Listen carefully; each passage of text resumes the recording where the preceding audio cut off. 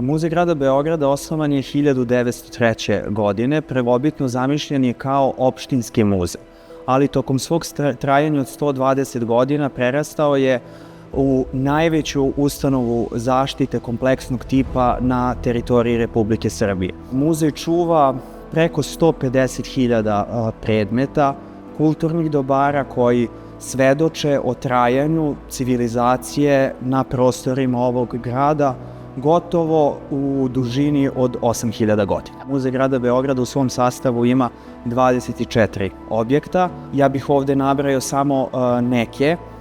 To je konak Kneginje Ljubice, koji je kulturno dobro od izuzetnog značaja, takođe i arheološko nalazište Belo brdo u Vinči. Pored njih tu su legati, onda imamo Ivu Andrića, našeg Nobelovca, Muzej Jovana Cvijića, Muzej Paje Jovanovića, legat Ikona Sekulić, Muzej Banjičkog logora, Zavičajni muzej Zemuna, Zavičajni muzej Žarkova i mnogi drugi.